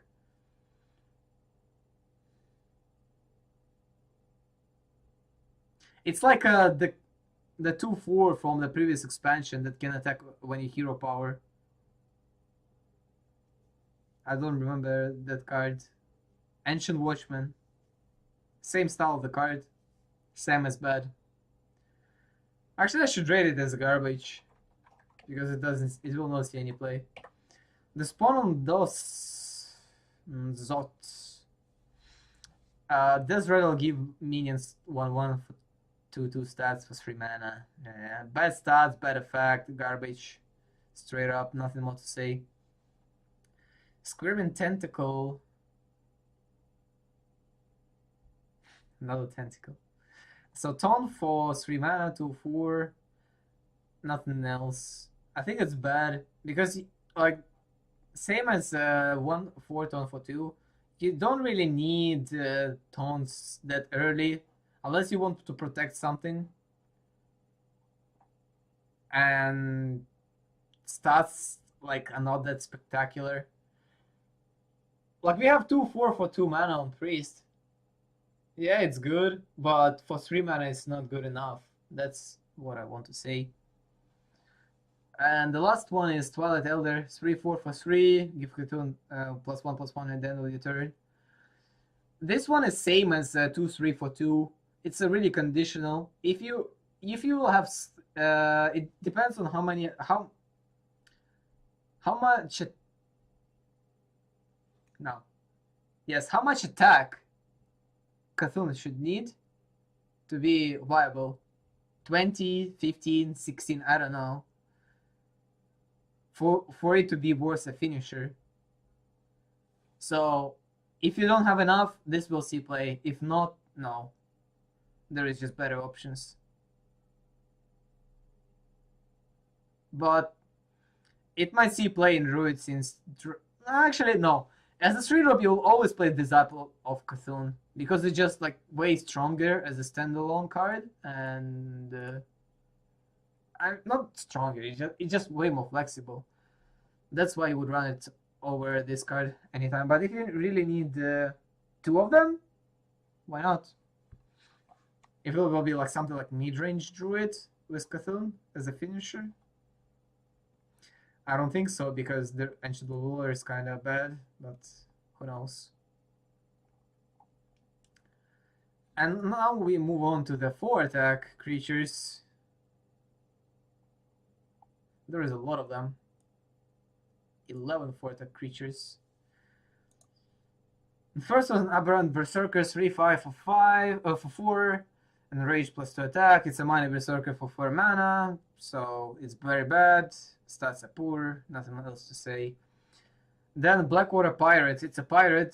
Stats are 2/5, which are like can allow you to stick it on the board, kind of.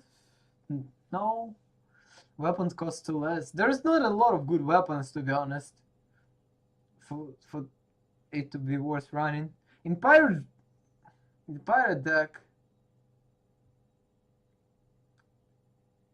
if it like Flurry was still a thing, Pirate Rogue might see actually a play with this card with Assassin's Blade, but it's too slow. It's a 4 mana. You know, like, and the weapon costs 5, so you kind of have to play it for 7 mana combo. It's already super slow, and it's not worth it. So I think it's actually a pretty bad card. I rate it as a bad one. The next one is Cthulhu Chosen. 4/2 with Divine Shield, Barcry give Cthulhu 2/2. I think this card is actually good, really good. But it's conditioned, like, it's good, and in Cthulhu decks it's very good. But there is a downside for this deck as well. It's a Knife Juggler, the 1 mana drop from the Hunter, Flame Juggler, Unleash the Hounds. Yeah, that's pretty much it. And otherwise, this is a straight up mid-range card. It's not for the control decks for sure, because it puts like Shadow Pressure. So I would say it's just a good card overall. Nothing like brokenness or very good. So you like have to include in every deck. It's very good in. This is the only cartoon card that you can include in your 4-drop slot. So the next one is Cyclopean Horror. Town Ball Cry 1 HP for each enemy minion. This card is very bad. You have Situational Taunt, which is bad. Like, imagine you clear the board, last turn, you want to play something, and you play it as a 3/3 Taunt. You're like, yeah. Or 3/4 Taunt for 4. For it to be worth it, you need to have 3 minions on enemy side, and if it has 3 minions on enemy side, you're probably losing the game. So 3/6 taunt will not gonna help you. Pretty much it. The next one is Eater of Secrets. Kill all secrets and get 1/1 for each of them. It's conditional because it depends how good Freeze Mage is gonna be. Tempo Mage will not run secrets most likely, so it's only Freeze Mage. And it's straight up worse than Kizan was in before. So yeah, probably will not see any play.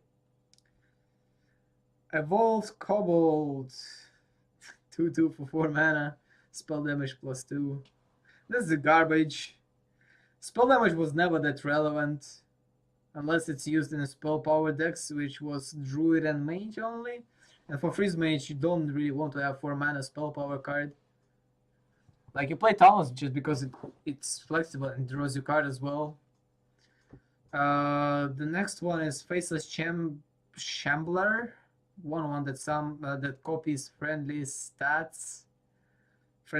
Like friendly minion stats and has a taunt. I think it's very bad. It's very situational for a taunt, and it doesn't copy the effect of the card that you target. So you just better run Faceless because you can taunt the minion and just Faceless it. Even though it's 1 more mana, but you copy the effect as well.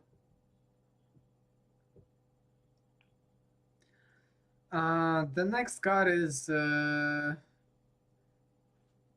Infested Tower and 2/3 taunt as well. Summon 2/2 Slime. Slime is not taunt, so it's garbage. Poor stats. Second body is not taunt. That's the reasoning. The next one is Midnight Drake, the brother of Twilight Drake. Battlecry +1 attack for each card in hand. And it's a dragon. Twilight Drake is just way better because it has way more health, and 4 health is bad for 4-drop. So the next one is Polluted Hoarder, Desert Draw card, Big Loot Hoarder, too late. It's a garbage because it's too late for the card draw, and in general, you kind of want to have better options, like to get better options from the early game when Loot Hoarder can trade into 2-drop sneakily or something.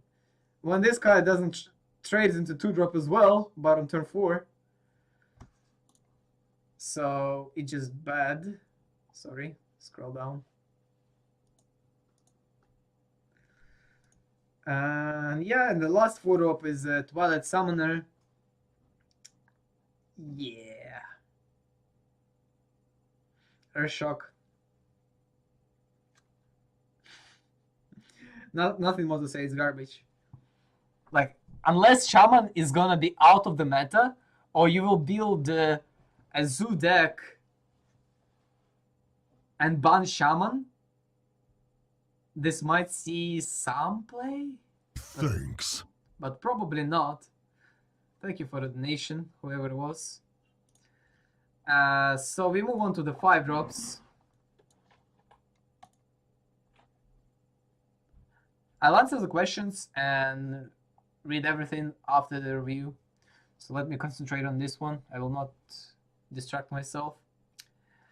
The 5-drops.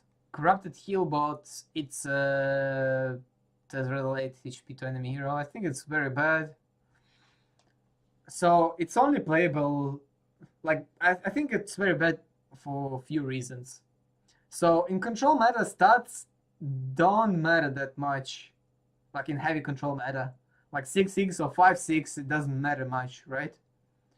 But against aggro, it's just too slow. It's a 5-drop that doesn't heal, that doesn't have a taunt. So I think it's very bad / garbage. The next one is the Crazy Worshiper.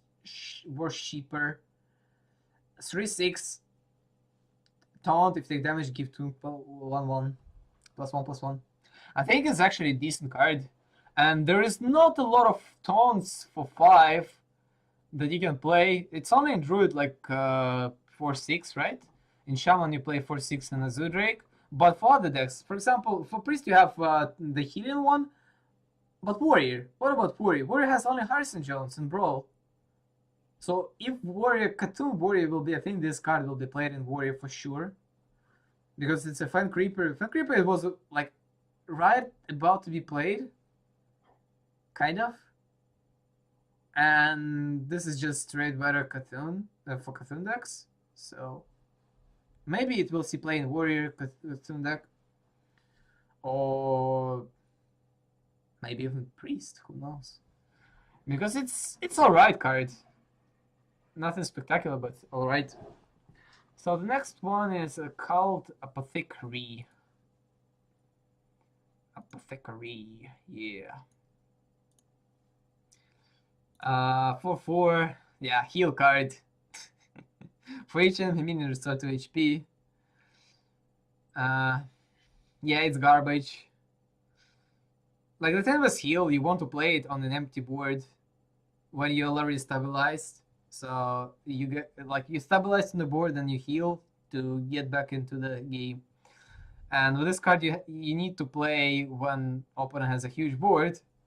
So it's only playable for the freeze decks, for the mage, right?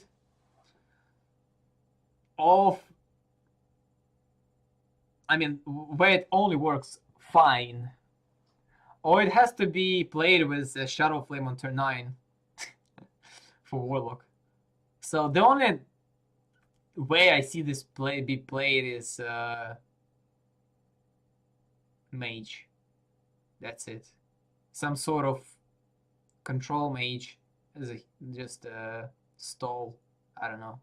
Probably not see play. I think it's garbage. I don't know see any play.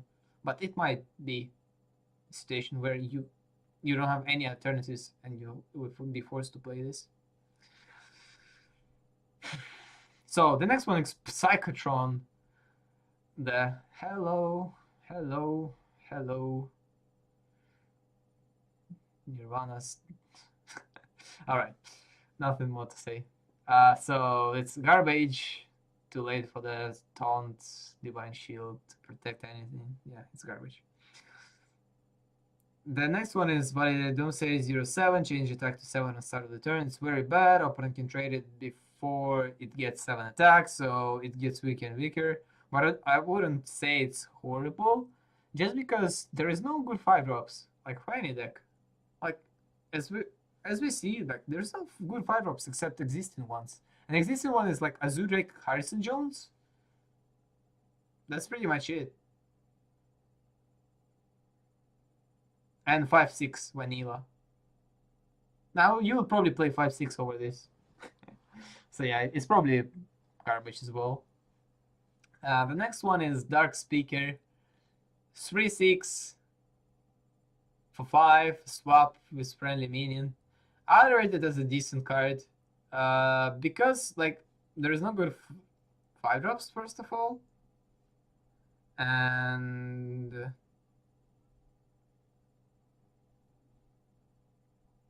but the only class where you can use it is Shaman. Where you can like get the 3/6 charge from the totem. But it probably will not see any play. So actually it's conditional bad, not even decent. I give it too much of the credit. Conditional, and it's like not super insane something.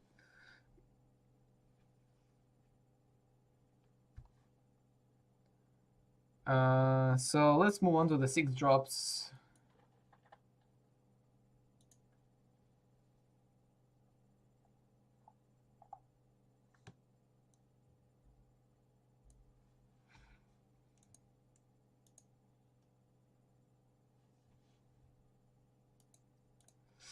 So yeah, Ancient Harbinger. 4/6 for 6. It started turn, draw a 10 cost card. It's garbage, too slow, poor stats. Yeah, if it was in the end of the turn, I might think about it. You know, 6 mana for 6 draw a card. It's pretty probably. I will probably play it. It would be good card, but without it, It's pretty bad. Because you need to stick it on the board to get your Cthulhu or something. It's horrible. The next one is Corrupted Seer 2/4. Deals damage to non-Morlocks, and it's Morlock by itself. I read it as not actually very bad or garbage. And you know why? Because it can be used in Arena Paladin. If it's ever gonna be a thing, of course. Because it's AoE, and Arena Paladin has what? 1 conk? And 6 mana removal. Whatever it's called. It's not good enough, right? So you can use it like a quality and play this. And you have board presence, you clear the board. Alright. The thing is you clear your own minions if you have some. But yeah. Actually it's very bad. Even if it green decks, it's super conditional to pick it for your deck. So Mukla, Tyrant of the Whale. Tyrant, I don't know, whatever. Add 2 bananas to your hand, it's a beast. So the flexibility of this card is just not worth the mana cost. It's basically 8 mana, 7/7 with 2 damage flexibility and 2 health. Nah, it's just very bad card. The next one is Nerubian Prophet, 4/4. At the start of your turn, reduce cost by 1. I saw a lot of hype of this card, but I think it's actually very bad card. And I'll explain why. It has to be in hand for at least 3 turns to be worth playing, first of all. And you don't really want to keep your card for 3 turns in hand. The only good stations where it's alright when you keep it from the mulligan. If you get it from the top of your deck, you have to wait 3 turns to be it worthwhile. So it's actually bad. That's why. So it's a very bad card. The next one is Scaled Nightmare. It's a dragon to 8, double attack on the start of the turn. I think it's bad. You just have better options to play as a dragons, I think. For 6 drop, you'd better play 6/6 that has potential to get for the 9/9 than this one. And like priest just like Cabal. That's it. That's all can I say. That's why it's bad. Karam Cult is 7/6, give you Cthulhu 2/2. I think, like, on average, if you play Cthulhu decks, you want to play cheaper ones, like cheaper minions than this one. And stats are not very impressive or something, and effect is not good enough as well. It's not 3/3 or 4/4 stats for the Cthulhu, so it's probably will not see any play. Yeah. So let's go to the 7 drops.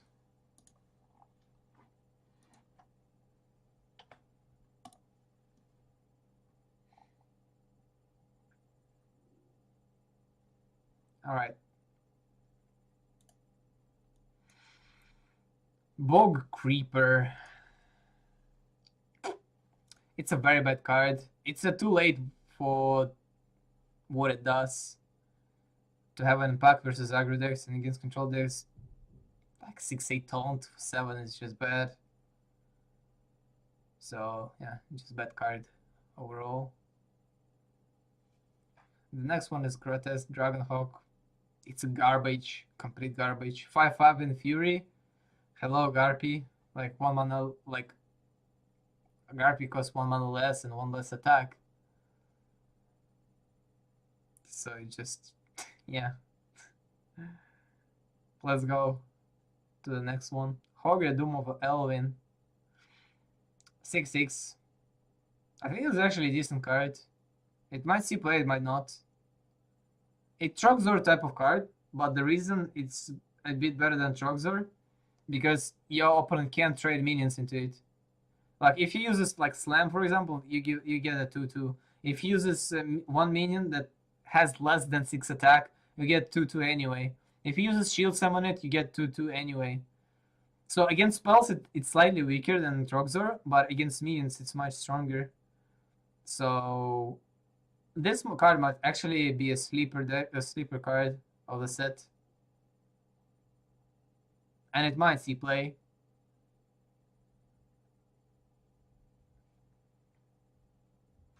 But only if you will have a slot for it. That's it. That's the only.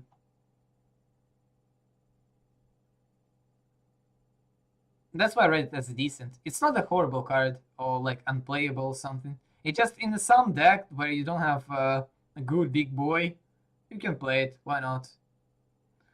So and then next, the last 7-drop is Twin Emperor Veclor, Emperor Veclor.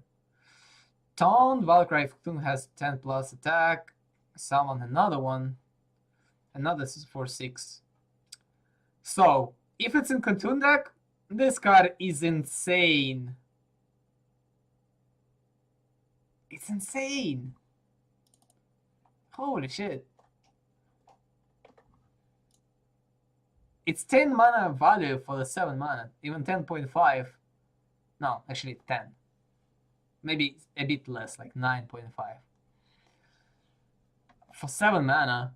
And Cthulhu decks, like to get Cthulhu to be 10 attack, you need to play just 2 minions. Like 4-drop, 3-drop, straight up. And it's later in the game, so it's most way likely that it's gonna have that Cthulhu will gonna have 10 attacks. So this card is actually insane in Cthulhu decks, of course, if it's gonna be a thing. Let's move on to the 8.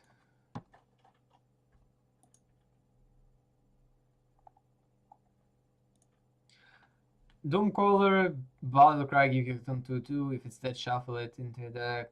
Garbage, 2 slow Cthulhu deck. It's not an effect, it's just not good enough. Yeah, that's it. You want to run low cost minion for Cthulhu. So you can use all this like Twin Emperor, Veclor, or class cards like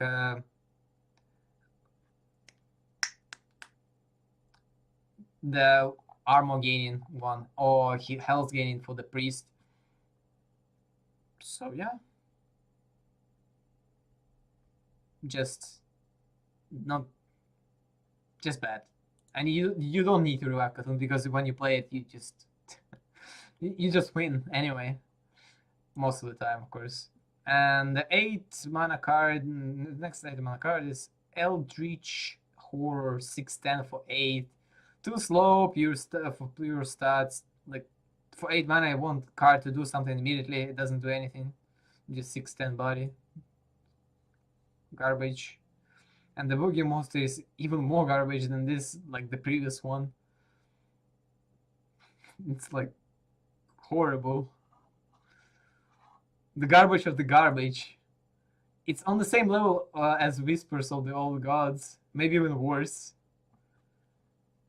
So yeah, let's move on to 9, 10. Ooh, no.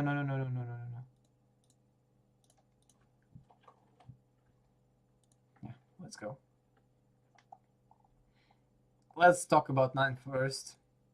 So the 9 mana drops Blood of the Ancient One, 9/9 for 9, control 2 of them. At the end of the turn, it gets 30/30. 30/30, kill in 1 turn. So everyone knows why it's bad. Slow versus super slow versus aggro, and mid range. And against control, just control decks will just remove it. So then the next 9-drop is actually really interesting. It's a 9 mana 5/9 taunt, and it can't be targeted by spells with hero power. I read it as a bad one, just because of Black Knight can be in the meta, and Black Knight just rapes this card. I don't know, and nothing more to say. And the Black Knight less meta, it might see play in Rinlock, because like Rinlock doesn't have a lot of health gain, and it's the only decent taunt to be played. like as a finisher for the Reno lock, kind of.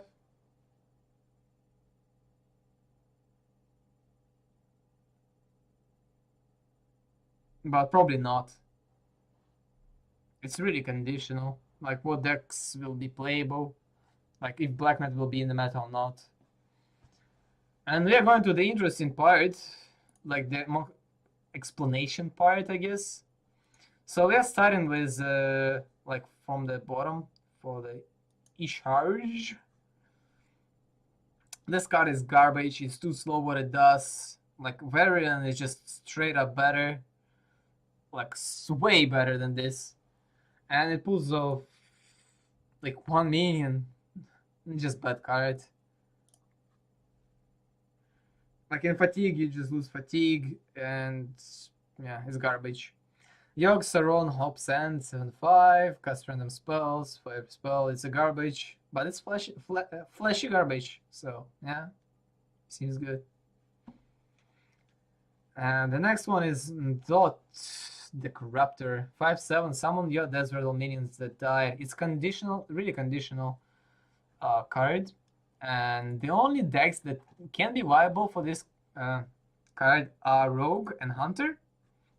And I tried to see like what the power of Rogue and Hunter would be, and I just couldn't see it. So right now it's probably bad.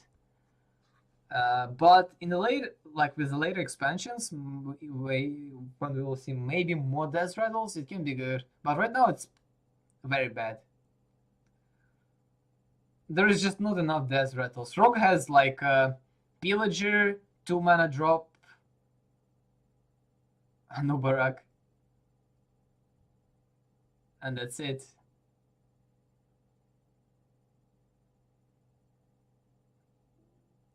Like from neutral ones, it's Sylvana and Karen, right? And Harvest Golem. That's it. I thought about Druid. Like Druid would run the 3 drops, the Sylvanas, but no, it's just too slow for what it does. It's just board presence. You put a lot of stats on the board, and that's it. You put a huge board, and for it, in order for it to be finished as a finisher, you just, I don't know, it's just not good.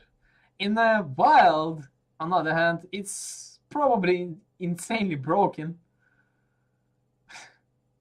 It's like it's super sick. But for the standard right now, I would say it's very bad. I will really wonder if someone will come up with a good Zod deck. So the next card is Faceless Behemoth. It's a 10/10 for 10, garbage, same as previous stats for high mana. Pure stats with this mana is just a joke, and yeah, overall like this. And the next one is Deswin, the Dragon Lord, 12/12 for 10 mana. Put all dragons from hand to the board, and it's a dragon itself, but it's a Death Rattle. Aldor has want to say hello for this card. Yeah, but like no Battlecries are getting activated, so all dragons you have in hand when you kill this card is not cool. But I wouldn't say it's garbage. It's very bad, but it's not garbage. You know, in the heavy control meta, if you play this card and you openly use this removal and you get all this, like all this Onyxia, I don't know, whatever you play, Azudrakes and stuff like that, and he's like, how am I going to remove this? Probably just brawl. But yeah, it's a garbage. Garbage slash very bad, because it might see some play, I don't know.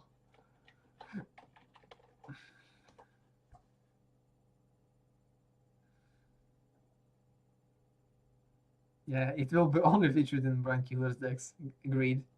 And the last one, the last card of the set is Cthulhu. It's a deal damage equal to its attack. It's in, like, I would say it's conditional because the average level of the Cthulhu decks, I don't know.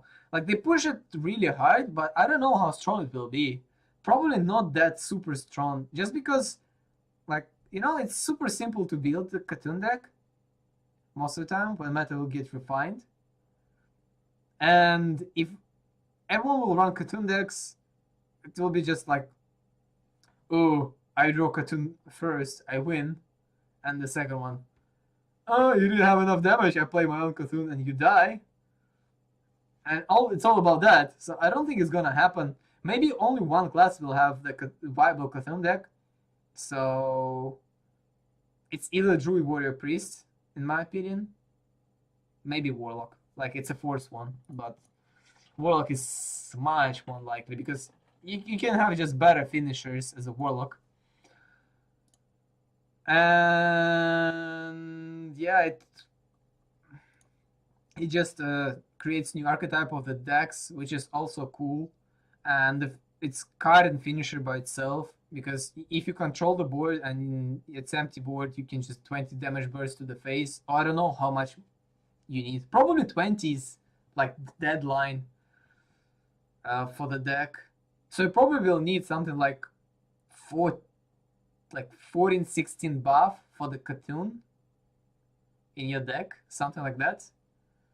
For the warrior, probably a bit less, because you don't need that much burst as a warrior.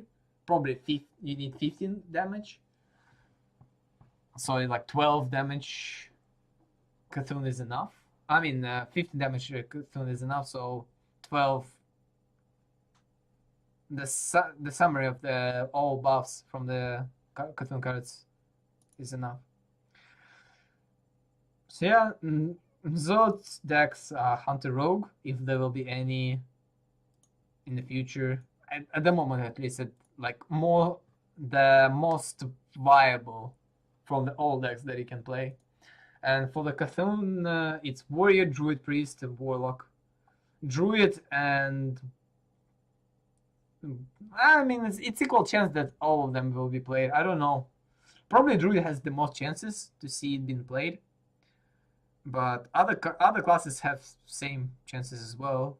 Probably Warrior has the least with Warlock, but Druid, Priest, Warlock, Warrior, I would say it like that. And overall, the meta I think will evolve around the Shaman, because people will play, like in the ranked at least, I'm pretty sure, when like all expansion hits, everyone will play Shaman on the ladder. But then people will try to think how you counter Shaman and play anti-Shaman decks. And then other people will try to counter anti-Shaman decks, and like then meta evolves like usual. So I think the starting point is the Shaman as a class. And I want to talk about as well what like viable decks will see every class.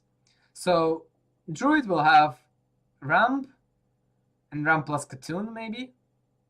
There's like maybe Cthulhu maybe is for every class, right? And Token maybe as well, because like Token Druid didn't like disappear, and yeah, you just cut Wildgross because you don't need the Wildgross in Token deck, and just play like Wild Teacher is a good 4-drop, right? Yeah, solid. But maybe not. It might be. So Hunter is the face Hunter for sure, because no heal from neutrals. So, but Priest counters it with a 5-drop, so kind of counters, of course, and the flash heals. And the mid-range Hunter if it's gonna be viable. But Call of the Wild, holy shit! In Hunter, Call of the Wild, I'll baby rage about this card probably, but who knows. So the mage is freeze, tempo, and fatigue. All of them have a chance to be viable, since Flameback is not gone. Secrets are gone, but overall power level whole decks are gonna be lower, so tempo mage should be fine as well. Paladin, aggro paladin for sure, and maybe control Reno paladin. Not the different ones, just Reno, because there's not a lot of 2-offs that you want to play in the paladin right now. It's probably only Keeper of Uldaman and True Silver and Conk. But instead of Conk, you just have this 6-drop Murloc. It's not a big of a deal. I guess maybe it's a big of a deal. Who knows? For Priest, you want to run Control Cthulhu deck, maybe? If not Cthulhu, just Control. Like Cthulhu decks are usually on the question mark if. Because we don't know how it will interact with decks, like with aggro decks. How maybe it will be too slow for the being viable. I don't know. Since it's 10 mana card, and you might not draw it in some scenarios against midrange decks. So for the combo Priest, it might be viable. I played it in VRM, but it was bad because of Death Rattles. Right now, Death Rattles are gone, but Light Bomb gone as well. But you have a lot of AoEs anyway, so it might see play. Why not? Rogue is Mali, Miracle Rogue, and yeah, that's it. In my opinion, that's it. I don't think Death Rattle Rogue will be a thing. It's too, like, a lot of good Death Rattles are gone, so it's not gonna be good. Shaman will have everything. Aggro, midrange, control, dragon, I don't know. Whatever you want. You have strongest AoE in the game. You have strongest early game in the game. You have strongest mid-range minions in the game. Whatever you want, just play Shaman. Shaman Stone. Welcome to it. And the Warlock is Zoo and Reno and Mali. Like, Mali Warlock will not go anywhere, right? Since it doesn't lose much except Healbot. Actually, it's a lot.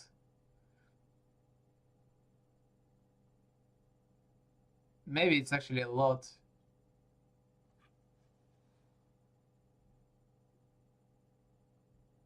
I don't know about Mali. But Reno and Zoo for sure.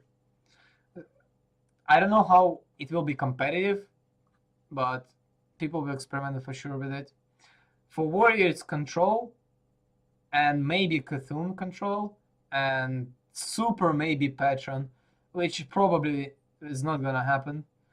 But it's either, like, there's two types of decks. It's either Patron or Midrange Warrior will appear. Since, like, Midrange Warrior is not that bad. Like it doesn't lose much. Like, if you look at it, it doesn't lose anything. So you can just run midrange Warrior, and you're gonna be fine with Orion deck. So I would say actually Control and midrange. Not even Patron. Midrange. So yeah, that's all about I wanted to say in this card review. Overall, from overall impression from the expansion is pretty good. The only sad thing that the Shaman might be the strongest class, and it will hurt a lot unless Doomhammer gonna get nerfed. I don't know. Like, the thing is with Shaman, if it's gonna be the best class in the game, I mean, I don't mind having one class the most broken one, because I'll just ban it in the format with a ban in competitive. But on the ladder, you know, when everyone is playing Shaman, it's so bad, because Shaman is the definition of RNG because of its hero power. At least, like, also Tuskar Totemic. Ooh, no. And Lightning Storm.